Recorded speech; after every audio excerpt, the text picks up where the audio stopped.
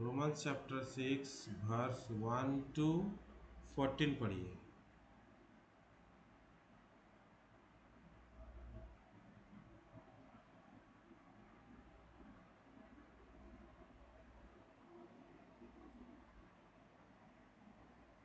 Romeo chapter 6 1 से लेके 14 तक पढ़िए सिस्टर।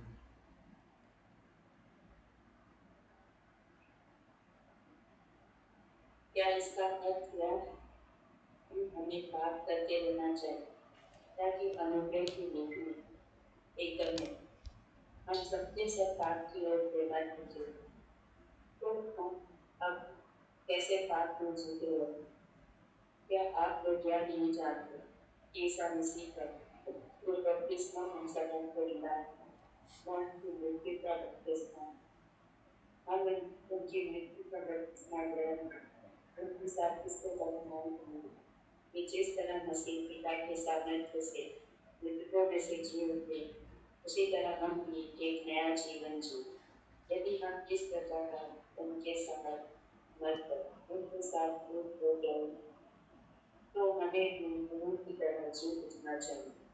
हमें कभी नहीं भूलना चाहिए कि हमारा पुराना स्वभाव उनके साथ क्रूस पर चढ़ाया जा चुका है, जिससे पाप का शरीर मर जाए और हम फिर पाप के दास न बने।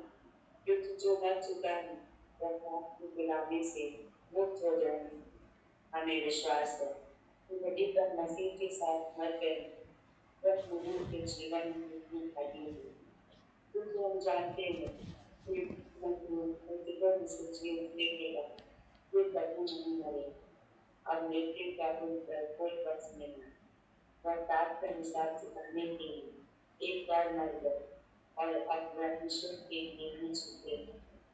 आप लोग भी अपने को प्रसन्न समझ पाप के लिए मरा है और ईसा मसीह ने ईश्वर के लिए जी ली। अब आप लोग अपने से छुरी भी पाप का राज्य स्वीकार नहीं करें और उसकी वासनाओं के अधीन नहीं रहे। आप अपने अंगों को अवध के साधन करने के लिए पाप को अर्पित नहीं करें। आप अपने को मृतकों में से पुनर्जीवित समझें, ईश्वर के प्रति अर्पित करें और अपने अंगों को धार्मिकता के साधन करने के लिए ईश्वर को सौंपें। आप लोगों को पाप का कोई अधिकार नहीं रहता। अब आप जन्मता के नहीं बल्कि अनुग्रह के धनी हैं। आमीन। तो रोमियो का जितने सारे अध्याय हैं उस अध्याय में से ये बहुत ही महत्वपूर्ण अध्याय है। इसमें सभी महत्वपूर्ण अध्याय है पर ये 6 अध्याय बहुत ही स्पेशल है, क्योंकि उद्धार पाने के बाद जो जिंदगी हम जीते हैं उसके बारे में ये लिखा हुआ है। तो जैसे आप ऊपर में जब देखते हो 5 का 20 में व्यवस्था बीच में आ गई कि अपराध बहुत हो, परंतु जहाँ पाप बहुत हुआ वहाँ अनुग्रह उससे अधिक हुआ। कि जैसा पाप ने मृत्यु फैलाते हुए राज्य किया, वैसे ही हमारे प्रभु यीशु मसीह के द्वारा अनुग्रह भी अनंत जीवन के लिए धर्मी ठहराते हुए राज्य किया। तो एक्चुअली असली बाइबल में ना इस तरह से नंबरिंग किया हुआ नहीं है।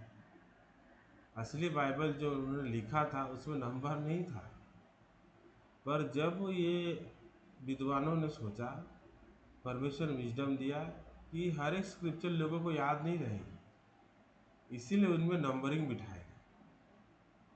तो यहाँ पे क्या लिखा है, जितना पाप हुआ उससे भी ज़्यादा अनुग्रह हुआ। तो कहीं मनुष्य ये शरीर ये काम ना कर दे कि अरे तू तो अनुग्रह मिल रहा है, जी खोल के पाप कर। तो जितना ज़्यादा पाप करेगा ना उतना ज़्यादा अनुग्रह मिलेगा। तो क्या होगा, इनके मन का जो है जो लीडिंग जो जो अगुवाई का जो रास्ता है ना वो रॉन्ग चला जाएगा और शैतान इसी मौके का फ़ायदा उठा ले। तो फाइनली जब मनुष्य पाप करता है ना, उद्धार पाने के बाद भी पाप करता है, तो उसका मन अच्छा नहीं रहता और शैतान उसको वश में कर लेता है। तो इसी वजह से क्या बोला, तो हम क्या कहें, क्या हम पाप करते रहे कि अनुग्रह बहुत हो? तो क्या हम उद्धार पा गए, हम धर्मी ठहर गए, तो क्या अनुग्रह तो बहुत मिल रहा है, मेरे पाप से बढ़कर अनुग्रह है? तो पाप से बढ़कर अनुग्रह क्यों है? क्योंकि परमेश्वर परमेश्वर क्या बोलूं, वो उतना, मतलब आपको इतना ज़्यादा महत्व देता है ना, कि वो कुछ, माने वो जानता है कि अगर आप उस जग विनाश के गड्ढे में चले गए ना, तो वहां से फिर खैर नहीं आपको। तो वो, क्योंकि उसका कैरेक्टर हमारा कैरेक्टर अलग है, उनका कैरेक्टर इटर्नल कैरेक्टर है, हमारा कैरेक्टर टेम्पररी कैरेक्टर है। अभी हम गुस्सा होंगे, अभी हम हंसेंगे, अभी हम रोएंगे, पर उनका कैरेक्टर इटर्नल कैरेक्टर है। तो इसलिए जब उन्होंने हमको क्षमा किया ना, अनंत काल के लिए क्षमा कर दिया। तो जो व्यक्ति इस बात को शरीर से लेगा, वो व्यक्ति भ्रष्ट हो जाएगा। पर जो व्यक्ति इस बात को जो व्यक्ति इस बात को मन से ग्रहण करेगा, जो इस वचन को अपने मन में पाएगा कि हरे पिताजी मेरे लिए कितना, मुझे इतना प्यार करता है कि मुझे वो किसी भी तरीके से होते हुए देख नहीं सकता, और इसीलिए वो मुझे इतना अनुग्रह दिया। अरे मैं क्या लायक हूँ? मैं तो लायक ही नहीं हूँ परमेश्वर का कहलाने के लिए, परंतु प्रभु मुझे इतना प्यार करता है। हाँ, सच में मैं जितना भी उसको धन्यवाद करूं उतना ही मेरे लिए कम है। तो आज तक मुझे क्या मिला? अपना सोच के अनुसार जब मैं जिया, मुझे क्या मिला? मैं तो पापी ही रह गया था। पर आज प्रभु मेरे जैसे इंसान कितना प्यार करता है, आज मेरा सोच मुझे ये जानने नहीं दे रहा था। अगर मैं आगे को जा कर के, अगर मैं अपने सोच का दास बन के रहूँगा, तो ये मुझे सिर्फ धोखा ही देगा और मुझे ये खत्म कर देगा। तो आगे क्या बोलता है, कदापि नहीं। जब हम पाप के लिए मर गए, जो फिर तो फिर आगे को उसके में कैसे जीवन बिताए?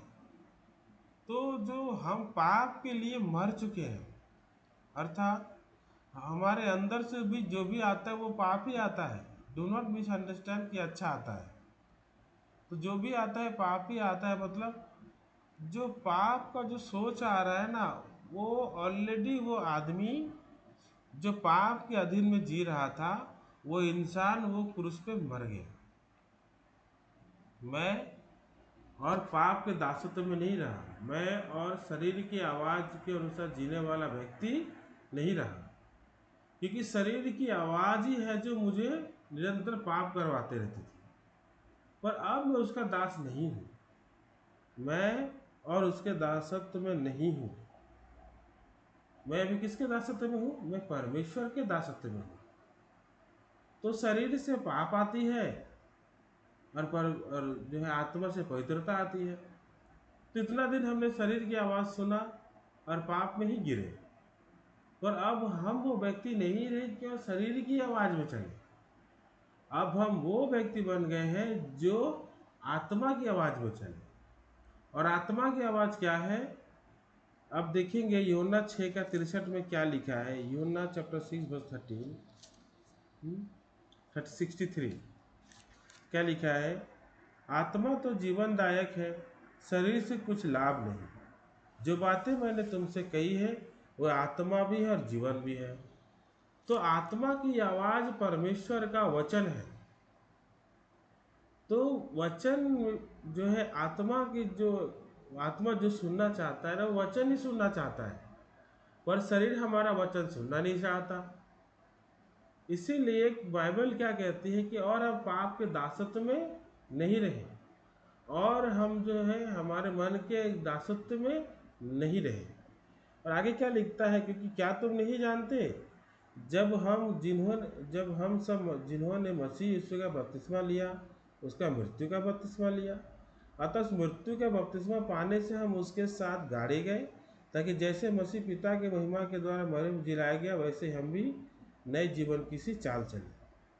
तो बाई फेथ जो है, हम क्या है, जब यीशु मसीह मरा ना, हम भी उसके साथ मर गए। जो बपतिस्मा हमने लिया है, तो उस मृत्यु का बपतिस्मा हमने लिया है, तो वी आर ऑलरेडी डेड। इसलिए क्या लिखता है 5 में, यदि हम उसकी मृत्यु की समानता के साथ जुट गए हैं, तो निश्चय उसके जी उठने की समानता भी जुट जाएंगे। तो जैसे हम उसकी मृत्यु की समानता में यूनाइटेड हो गए हैं, यूनाइट हो गए ना हम लोग, और वैसे उनका जी उठने में भी हम लोग यूनाइट हो जाएंगे। तो जैसे वो मृत्यु सहा, कैसे सहा, हमारे पापों को लेके मरा ना वो, तो वो जब मरा, कौन मर गया, मैं भी मर गया। रोजलिन, महावीर मर गए। कब मरे, जब वो मरा। तो इसलिए क्या कहता है, हम जानते हैं कि हमारा पुराना मनुष्य तो जो है उसके साथ क्रूस पे चढ़ाया गया, ताकि पाप का शरीर व्यर्थ हो जाए और हम आगे को पाप के दासत्व में ना रहे। तो हमारा पुराना मनुष्य तो क्या था, हम जैसा सोच आता था वैसे जीते थे, सोच के नशे में डूबे रहते थे। तो वो पुराना मनुष्य था जिसमें वचन नहीं था, सिर्फ सोच काम कर रहा था। तो उस मनुष्यत्व को जो है क्रूस पे चढ़ा दिया गया है, मतलब हम और वो व्यक्ति बन गए हैं जो क्रूस पे मर गए हैं हम लोग, खत्म। पापी महावीर जो है क्रूस पे चढ़ाया गया।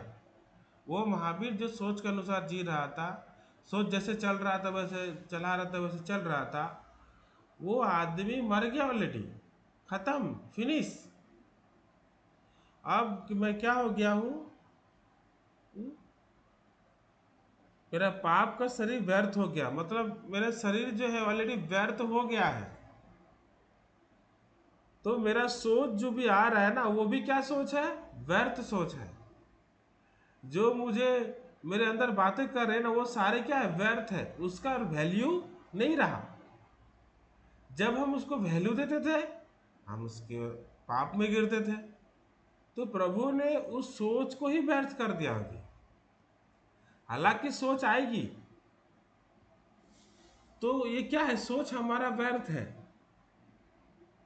हमारा समझ हमारा व्यर्थ है, हमारा न्याय भी व्यर्थ है, हमारी कल्पनाएं भी व्यर्थ ही है। तो ये सारे जो है व्यर्थ है। पर प्रॉब्लम कब होता है, जब हम उसे इंपॉर्टेंस देते हैं। आप सोच के देखो, अगर कोई मृतक चीज को छुएगा, अगर कोई मृतक देह को छुएगा, तो अशुद्ध होगा कि नहीं होगा, अशुद्ध हो जाएगा ना। अगर हम मुझे अभी भी याद है, जब हम किसी डेड बॉडी को लेके अगर हम छू के अगर आते थे, वहाँ से गुजरते भी थे, तो हमको जो है नहलाया जाता था, नए कपड़े पहनाए जाते थे कि तू कोई डेड बॉडी के वहाँ से आया है या फिर वहाँ के लोगों को छुया, मतलब तू भी अशुद्ध हो गया। तो वैसे ही हमारा शरीर का जो आवाज़ें है ना, वो सारे अशुद्ध आवाज़ें हैं, दैट इज नॉट प्योर। पर जब लोग नहीं समझते, जो सेंसलेस होते हैं, जिनको पूरा आत्मिक का कोई समझ तक नहीं है, ऐसे लोग ही वो अशुद्ध आवाज का पीछा करते हैं और कहते हैं मिस्टेक हो गया। मिस्टेक नहीं होता, हम जान करके भी ये शरीर की आवाज का पीछा करते हैं। एक बार मिस्टेक हो गया, 2 बार मिस्टेक हो गया, अब जब आप देख रहे हो बार बार आपको, अगर ये शरीर अगर आपको निरंतर अगर आपके मन में मृत्यु पैदा कर रही है, आपको पाप करवा रहा है, तो आप क्यों इसकी आवाज को सुनोगे, नहीं सुनोगे ना। मतलब यू आर इंजॉइंग नाउ, आपको पाप करने में मजा आ रहा है इसका मतलब। हालांकि आपका शरीर का आवाज परमेश्वर भी कह रहा है वो अशुद्ध है। देखिए, और थोड़ा डीपली में थोड़ा जाना चाहता हूँ। अगर आप देखोगे दूसरा कोरिन्थियों चैप्टर 6 का 14 में क्या लिखा है? अविश्वासियों के साथ असमान जुए में ना जुटो, क्योंकि धार्मिकता और अधर्म का क्या मेलजोल, या ज्योति और अंधकार का क्या संगति, या मसीह की बलियाल के साथ क्या लगाव, या विश्वासी के साथ अविश्वासी का क्या नाता। तो क्या बोलता है? अविश्वासियों के साथ असमान जुए में ना जुटो, मतलब विश्वासियों के साथ तुम्हारी कोई संगति ना रहे। तो आइए, अविश्वासी कौन है एक्चुअली? कई सारे लोग क्या सोचते हैं कि हाँ, जो लोग यीशु को विश्वास नहीं करते, यस वो भी करेक्ट बोल सकते हैं, पर रियल अविश्वासी कौन है पता है आपको? आप ही के अंदर बैठा हुआ है आपका सोच। आप जब सोचोगे ना, सोच में एक भी वचन का जगह नहीं है। सोच में आप कुछ भी लेके सोचिए, आपका सोच कभी वचन नहीं देगा आपको, क्योंकि सोच में वचन की जगह है ही नहीं। तो अविश्वासी कौन है? आपके अंदर की सोच है, जो आवाज जो आपके अंदर में आती है ना, वही अविश्वासी है। तो उसके साथ बोल रहा है, आपका कोई मेल जोल नहीं है। He is not your friend, he is unbeliever. Unbeliever जो है वो आप ही के अंदर में है। जो आवाज जो आपके अंदर से जो आवाज गूंजती है ना, वही जो है अविश्वासी है। तो परमेश्वर क्या कह रहा है? उसके साथ आपका कोई रिलेशन नहीं है। You don't have any kind of relation with your inner voice, क्योंकि वो क्या बोलता है, जैसे पानी और जल को पकड़ लीजिए। आप कभी खाना बना रहे हो, आप ना जब पानी गर्म हो जाएगा ना, जब पानी बॉईल करोगे, आप उसमें तेल डाल देना, दोनों मिल जाता है क्या? नहीं मिलता है। तेल और पानी ऑटोमेटिकली अलग हो जाता है। तो ऐसे ही सोच और वचन कभी मिल नहीं सकता। तो इसीलिए बाइबल कह रही है कि तुम उसके साथ आसमान जुए ना जुतो, उसके साथ तुम्हारा कोई संबंध नहीं है। आमीन। विश्वासी के साथ अविश्वासी का क्या नाता? तो जो विश्वासी है, वचन के साथ सोच का कोई भी नाता नहीं है। आत्मा के साथ शरीर का कोई नाता नहीं है। हमने जस्ट पहना है, क्योंकि आत्मा से हम परमेश्वर को जानेंगे, शरीर से हम शैतान को पहचानेंगे। बस, ये दोनों ही खुद का दुश्मन है, दोनों ही दोनों का दुश्मन है। वह प्रॉब्लम कब होती है? जब आपके पास आत्मिक सेंस नहीं होता और आप क्या करते हो, आप शरीर की आवाज को भी बहुत मजे से सुन रहे होते हो, और वहीं से समस्या शुरू होती है। और आप इस शरीर की आवाज सुन करके सोचते हो, I am good, I am good, I am good, I can keep the law, I can live the good life, I can lead my life very well. ये जो सोच आती है ना, ये सोच जो है किससे है? It's not from this, it's from darkness. ये अंधकार की आवाज है। पर आपको लगता है इसमें ज्योति दिखाई देगा, और होता क्या है? लोग अंधकार में ही गिर जाते हैं। तो जितना अंधकार आपके अंदर से आ रही है, एक विश्वासी होते हुए, एक पास्टर होते हुए, या फिर कुछ भी अपोजिशन क्यों ना हो आत्मिक का, अगर आप अभी तक अपने शरीर को नहीं पहचाना, मतलब आप अभी तक कच्चा निकले हो। तो ये लोग क्या बोलेंगे लास्ट में? हमें अच्छे से जीना है, अच्छा काम करना है, प्रभु को खुश करना है। इस तरह की चीजें वो कहाँ से बोलते हैं? वचन में तो ऐसा लिखा नहीं है। वचन क्या बोलता है कि तुम और जो है पाप के दासत्व में नहीं रहे। Taste and see how Lord is good. परमेश्वर कितना भला है। तो जब उस भला परमेश्वर की आवाज को मैं सुनता हूँ, तो भला परमेश्वर का आवाज मुझे चलाता है, तब मैं जाके मेरे अंदर से भलाई उत्पन्न होगी। पर जब मैं भला परमेश्वर का आवाज नहीं सुनता और खुद से भला करने की कोशिश करता हूं, तो क्या हो जाएगा, मेरे मन में घमंड आ जाएगा। मुझे कोई पास्टर पूछा, क्या पाप नहीं करते? मैं क्या बोला, नहीं। ये तो घमंड है, इसका मतलब उसे थोड़ी ना मालूम है, उसको थोड़ी ना सेंस है कि मैं जो पाप नहीं कर रहा हूं, ये मैं थोड़ी ना कर रहा हूं। ये तो परमेश्वर का जो आत्मा बयाने में मुझे दिया गया है, जो मुझे कह रहा है, तो सोच के दासत्व में नहीं रहा।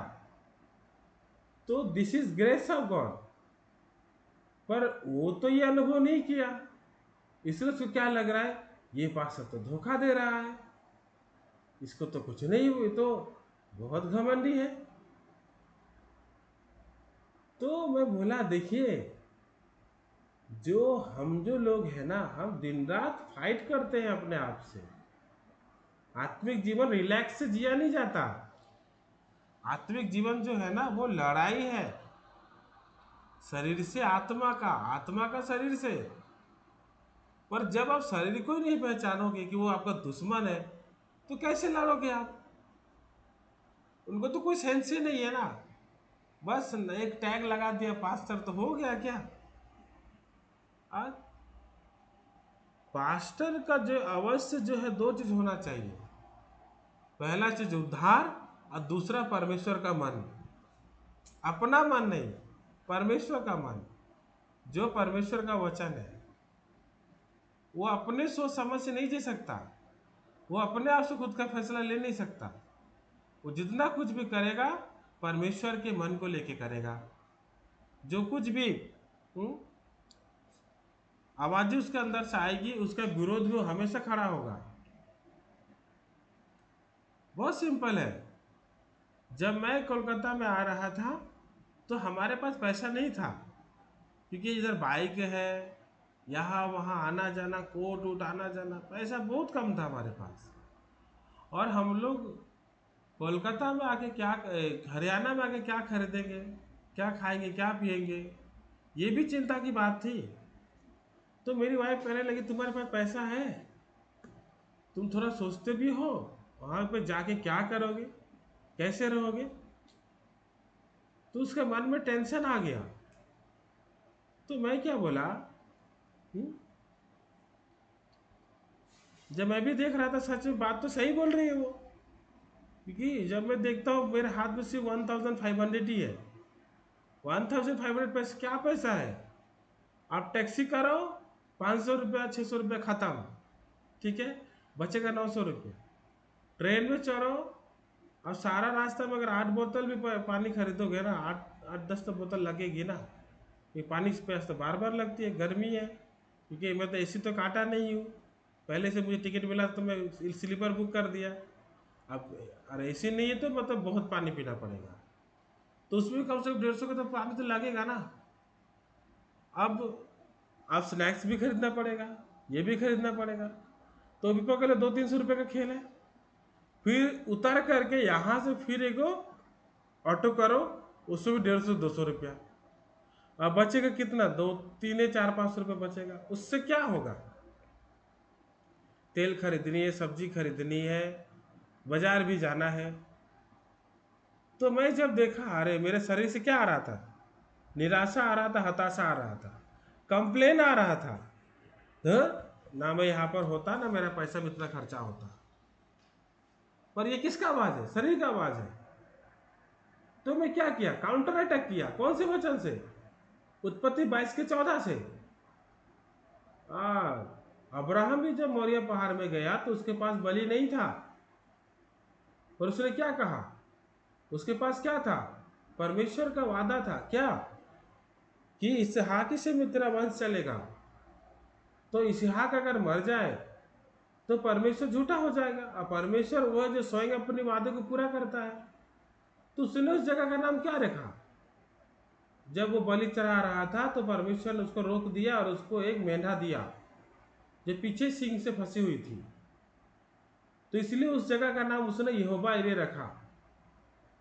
परमेश्वर के पर्वत पर उपाय किया जाएगा। तो मैंने क्या बोला, अरे तुम चिंता नहीं करो, परमेश्वर मुझे पैसा देगा, परमेश्वर मुझे पैसा देगा, यहोवा इरे, यहोवा इरे, परमेश्वर मुझे पैसा देगा। तो दिस इज काउंटर अटैक, ये है सोच के साथ लड़ाई। किसके द्वारा? वचन के द्वारा। तो जब मैं इस तरह लड़ रहा था, तो दूसरा दिन एक्चुअली वो सिस्टर जो है, पहले ही जब मैं झारखंड गया उस टाइम मुझे लगभग ऑफरिंग की थी वो, और उसी पैसे में मैंने झारखंड पूरा घूमा, तेल भरा, ये करा। तो अभी मैं फिर से आया हूँ, that time C gave 5000 rupees. तो फिर से देना इजी है? It's not easy.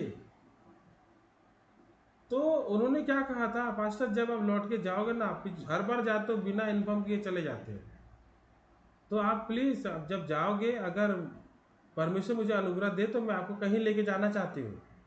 उनका मन था इस बार विशाल में ले जा करके शॉपिंग करवाएंगे मुझे, क्योंकि वो जानती थी पास्टर चाचा जब था मुझे शॉपिंग करवाता था हर साल में एक बार, 2 साल में एक बार लेके जाके, चलो इतना रुपए में तुम जो लेना है ले लो, तुम्हारे जो ज़रूरत है। तो उसके मन में भी ऐसा ही कुछ आया कि इस बार अगर आओगे, मौका मिलेगा तो हम विशाल में लेके आएंगे।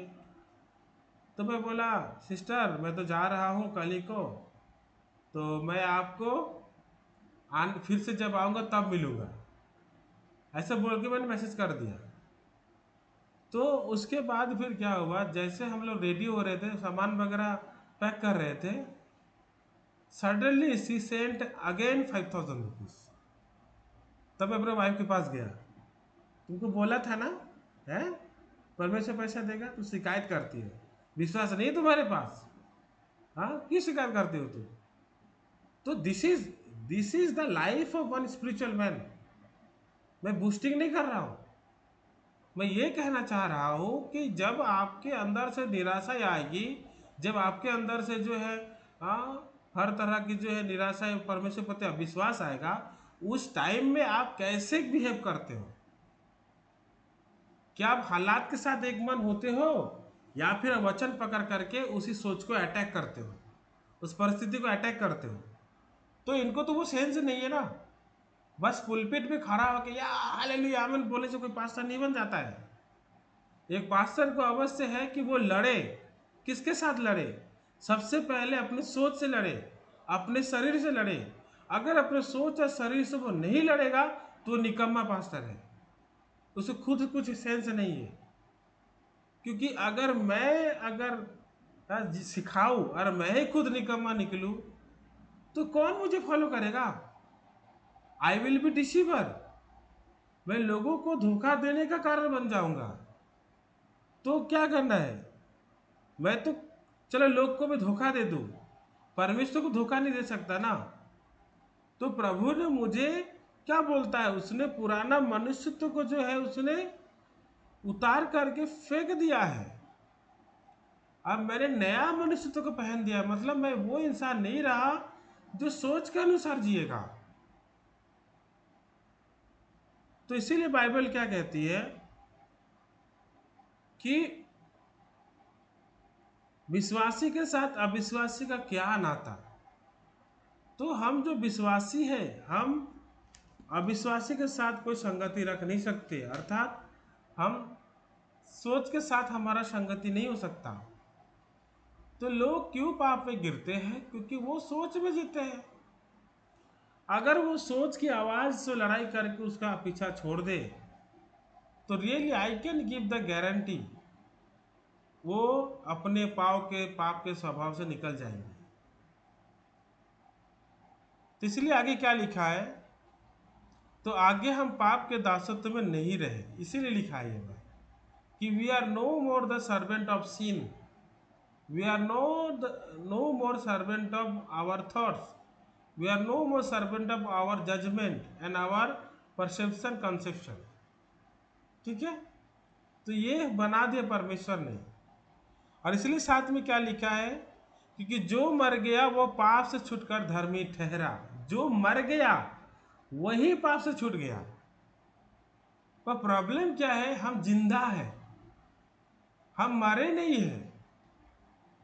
जब परमेश्वर देखता है ना इंसान को, तो क्या देखता है? ही इज डेथ, वो मरा हुआ है। क्यों? Because sin dwells in him। जो सोच के अनुसार चलते हैं वो परमेश्वर के सामने मरे हुए लोग हैं। जिंदा व्यक्ति कौन है? जो वचन को पकड़ के जीता है, सोच पकड़ के नहीं जीता। जब हम सोच को फेंक करके वचन को पकड़ के जीते हैं, तभी हम परमेश्वर के सामने जीवित हैं। और जब हम सोच को देखेंगे तो खुद को पापी कहेंगे, पर जब हम वचन को कहेंगे तो हम क्या खुद को पापी कह सकते हैं? नहीं, हम खुद को धर्मी कहेंगे, क्योंकि हम ऑलरेडी मर चुके हैं। तो जब हम विश्वास से मर जाते हैं तभी हम धर्मी ठहरते हैं। और इसको इजी बनाने के लिए मैं आपको एक वचन पढ़ के सुनाता हूँ। वो वचन है गलातियों 2:20। क्या लिखा है? मैं मसीह के साथ क्रूस पे चढ़ाया गया हूँ, अब मैं जीवित ना रहा, पर मसीह मुझ में जीवित है। और मैं शरीर में अब जो जीवित हूँ तो केवल उस विश्वास से जीवित हूँ जो परमेश्वर के पुत्र पर है, जिसने मुझसे प्रेम किया और मेरे लिए अपने आप को दे दिया। तो मैं मसीह के साथ क्रूस पे मर गया। महावीर लोहार जो है मसीह के साथ क्रूस पे मर गया। पापी महावीर जो है वो मसीह के साथ क्रूस पे मर गया। तो मेरा डेथ सर्टिफिकेट कहाँ बना है? मेरा डेथ सर्टिफिकेट यहाँ बन गया है। तो हालांकि मैं अभी आपको बात करते दिखाई दे रहा हूँ, मैं आपसे बातें कर रहा हूँ, पर मैं और मैं नहीं हूँ। इस मैं नाम के व्यक्ति को यीशु ने क्रूस पे खत्म कर दिया, क्योंकि ये मैं नाम का व्यक्ति हमेशा पाप ही करेगा, हमेशा दुष्टता में जाएगा, हमेशा ये बदमाशी करेगा। इसीलिए बाय फेथ इस मनुष्य को परमेश्वर ने जो है क्रूस पे मार दिया। पापी महावीर मर गया। अब मैं कौन हूं? अब मैं मसीह हूं। मेरे अंदर कौन जिंदा है? मसीह जिंदा है। अब देखते हो ना, कई सारे लोग लिखते हैं, जैसे दानियल मसीह, लॉरेंस मसीह, हाँ कि नहीं? तो मसीह मतलब क्या है? नाम उसका लॉरेंस है, पर उसके अंदर कौन जिंदा है? मसीह जिंदा है। तो उसको कंट्रोल कौन कर रहा है? मसीह कर रहा है। सिंपल है। तो अगर मसीह मेरे अंदर जिंदा है तो मसीह क्या पापी है? नहीं ना। तो मसीह मेरे अंदर जीवित है तो वो मसीह पापी नहीं, इसलिए मैं भी पापी नहीं हूं। क्योंकि मसीह मेरे अंदर जिंदा है, वो धर्मी है इसलिए मैं धर्मी हूं, वो पवित्र है इसलिए मैं पवित्र हूं। तो मैं पवित्र हूं, मैं धर्मी हूं। ये जो मैं बोल पा रहा हूं ये इसलिए मैं नहीं बोल पा रहा क्योंकि मेरी लाइफस्टाइल बदल गई। इसलिए मैं नहीं बोल पा रहा कि मैं कुछ बहुत बड़ा तीर मार लिया इसलिए बोल रहा हूं। नहीं, ये इसीलिए मैं बोल पा रहा हूं क्योंकि मेरे अंदर कौन है? यीशु मसीह है। मेरे अंदर कौन जिंदा है? यीशु मसीह जिंदा है। मेरे अंदर कौन जिंदा है? परमेश्वर का आत्मा मेरे अंदर जिंदा है, होली स्पिरिट। तो जिसके अंदर में जब तक होली स्पिरिट नहीं आएगा वो कभी नहीं कह सकता मैं पवित्र हूं। क्योंकि पवित्र आत्मा अगर आपको आएगा, वो बोलेगा मैं पापी हूं,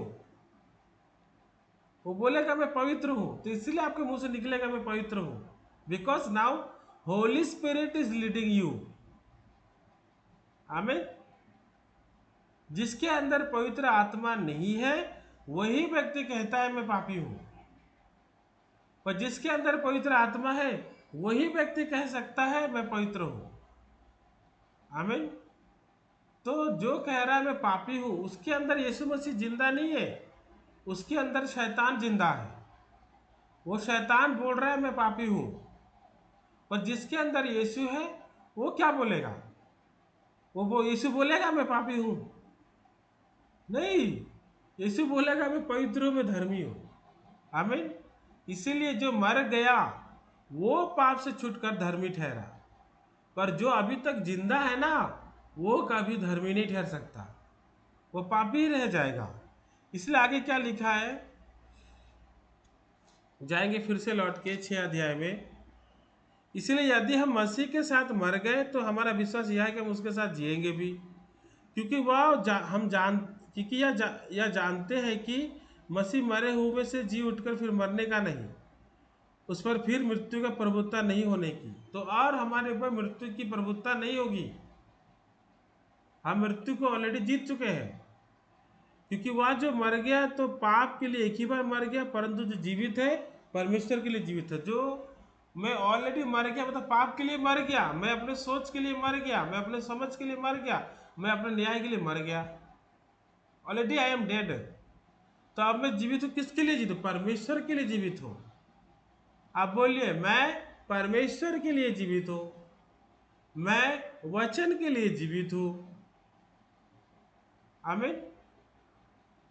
तो that is our life now. इसलिए क्या बोलता है, ऐसे तुम भी अपने आप को पाप के लिए मरा, परंतु परमेश्वर के लिए मसीह यीशु में जीवित समझो। तब क्या समझना है, मैं पाप के लिए मर चुका हूं, I am already dead for sin. मैं सोच के लिए मर चुका, अब मैं पाप के लिए मर गया, अब मैं यीशु मसीह में जीवित हूं, परमेश्वर के लिए। मैं वचन के लिए जीवित हूं, मैं परमेश्वर के लिए जीवित हूं। पहले मैं पाप के लिए जीता था, अब मैं परमेश्वर के लिए जीता हूं। पहले मैं सोच के लिए जीता था, सोच के के अधीन में रहता था, सोच के अनुसार चलता था, पर अब मैं वचन के लिए जीवित हूं। आमीन। Very simple. इसीलिए पाप तुम्हारे शरीर में राज्य ना करे कि तुम उसकी लालसाओं के अधीन रहो। तो ये इसलिए हुआ कि पाप जो है आपके शरीर में राज्य नहीं करेगा, नहीं करेगा। क्योंकि जब आप विश्वास कर लोगे कि मेरा सोच मरा हुआ है, वो अशुद्ध है, तो क्या आप अशुद्ध चीज को छुओगे? क्या नहीं छुओगे ना। Dead body no body will touch. समझ में आया? तो मेरे सोच को पकड़ छू करके जीना है, मतलब पकड़ के जीना है, मतलब मरे हुए शरीर को छूना है, अशुद्ध हो जाना है। इसीलिए यीशु भी क्या बोला, हर तरह की अशुद्धता जो है मनुष्य के अंदर से आती है। जो अंदर से आती है वो उसको अशुद्ध करती है, और जो बाहर से आती है वो तो हजम होकर संडास से निकल जाती है। बाहर से आने वाली चीज अशुद्ध नहीं करेगा इंसान को, अंदर से आने वाली चीज अशुद्ध करेगा। तो जो अंदर की आवाज सुनता है वही एक पापी रह जाता है, पर जो बाहर की आवाज, वचन की आवाज सुनता है, वही व्यक्ति के धर्मी बन जाता है। आमीन। तो आगे क्या लिखा है, और न अपने अंगों को अधर्म के हथियार होने के लिए पाप को सौंपो, पर अपने आप को मरे हुए में से जी उठा हुआ जानकर परमेश्वर को सौंपो, और अपने अंगों को धर्म के हथियार होने के लिए परमेश्वर को सौंपो। तो क्या करना है, हमें अपने काम शरीर को परमेश्वर को सौंपना है। क्या जान करके कि आई एम ऑलरेडी डेड, और मैं अधर्म के लिए नहीं हूं, मैं धार्मिकता के लिए हूं। और मैं वो व्यक्ति नहीं रहा जो सोच में जिएगा, सोच का दास बन के जिएगा। तो अपने आप को सोच के हाथ में, अपने आप को पाप के हाथ में नहीं सौंपना है, अपने आप को परमेश्वर के लिए सौंपना है, ताकि उसका धर्म का हथियार होने के लिए सौंपना है। आमीन। तब क्या होगा, तब तब तुम पर पाप की प्रभुता नहीं होगी, क्योंकि तुम व्यवस्था के अधीन नहीं वरन अनुग्रह का अधीन हो। तब क्या होगा, और हम पाप के अधीन में नहीं रहेंगे। आमीन। हमारा मन full of grace, full of अनुग्रह में रहेगा। पर जब पाप के अधीन में रहते तभी व्यवस्था के द्वारा हम अपने आप को कंट्रोल करने की कोशिश करते हैं, तो प्रभु को परिश्रम नहीं करवाएगा। जब आप अपने आप को उसको सौंप दो, वो आपको ऐसा करेगा कि पाप के दासत्व में आप नहीं रहोगे। तो सच में जिसमें उसका आत्मा है वही उसका जन है। तो हम ऑलरेडी सोच के लिए मर चुके हैं, पाप के लिए मर चुके हैं, और जो मर गया वही पाप से छुटकर धर्मी ठहरा, क्योंकि मसीह हमारे अंदर जिंदा है। प्रार्थना करेंगे। धन्यवाद देते हैं प्यारे परमेश्वर पिता, आपके अनुग्रह दया के लिए प्रभु, जो आपने हमें दिया। हमारे पापों को धो करके प्रभु आपने हमें धर्मी किया है। सच में प्रभु, हम और वो लोग नहीं हैं जो अपने सोच को पकड़ के रहे, पाप के दासत्व में रहे, क्योंकि शरीर हमारा पाप करवाता है, आत्मा हमारा जो है वो हमको पाप से अलग करता है। वो हमसे पाप से बचाता है। तो वैसे ही सोच में हम धोखा खाते हैं, वचन हमको धोखा नहीं देता। तो सच में आज का वचन जब पढ़ते हैं प्रभु, आपने बहुत साफ साफ लिख दिया कि और हम पुराना मनुष्य नहीं रहे, अब हम नया मनुष्य हैं अभी। और हम पाप के दास, सोच के दास नहीं, हम वचन के दास हैं। हम पाप के दास नहीं, हम लोग हम जो है हम धार्मिकता के दास हैं। ये परमेश्वर आप अनुग्रह दो ताकि जितने सारे लोग प्रभु ये वचन को सुनेंगे, और जो भाई बहन प्रभु सुन रहे हैं प्रभु, ये परमेश्वर उनके मन में जो है वो पहचान सके, वो विश्वास से समझ सके कि हमारा सोच, हमारा शरीर कितना बड़ा विश्वासी है। अगर हम इसके साथ मिलकर के अगर परमेश्वर सेवा करने जाएंगे तो हम फंसेंगे। ये परमेश्वर अनुग्रह दो ताकि हम जो है और शरीर के अधीन में ना रहें, परंतु वचन के अधीन में रहें और वचन की ही बातें करें। धन्यवाद करता हूँ ये परमेश्वर, इस सभा के प्रभु और भी लोगों को सुनने में लगा ये पर ताकि वो भी जुड़े और आपके अनुग्रह को पा सके। धन्यवाद करता हूँ, ये प्रार्थना यीशु मसीह के नाम से करता हूँ, आमीन। Okay, thank you.